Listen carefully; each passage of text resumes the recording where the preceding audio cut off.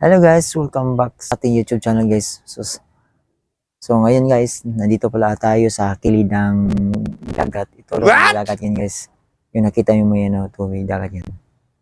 At yun yung mga kahoy na to, maraming tinik. Hindi basta-basta makapasok nito guys pag may ganito ka sa bahay guys. Kasi buong katawan nito guys, buong puro tinik. Kaya delikado ka dito sa pag nasa bahay mo to. Mas maganda pa to na ilagay mo sa kilid ng bahay kasi hindi basta-basta makapasok kasi maraming tinig guys. Kaya pinaaka ko ng langgam. What? Maya-maya lang maliligo tayo sa dagat. Okay. Dito sa inupuan ko.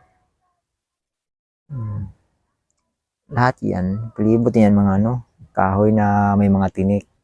Delikado kasi ito eh. Mas maganda pa to yung nasa kilid ng bahay nyo itanim to. Hindi makapasok yung magnanakaw. Kasi maraming tinik. So ngayon dito nila. Ayun guys, grabe yung init guys. Hindi basta-basta nang init ngayon guys. Yung mga panahon noon sus. Hindi ganito na. Grabe init. Yes.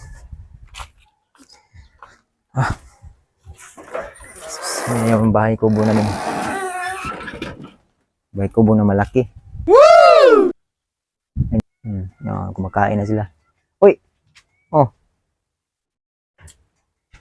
Kumakain po ka. Okay. Yung balanghoy. Balanghoy. Balanghoy. Wow. Saka yung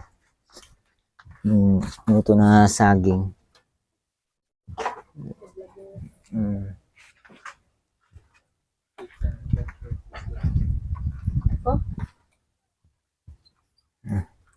So yan, kumakain na si yung kapatid ko sabi niya hindi siya kumakain ng ginamot kasi makulay na sa kanyang balat.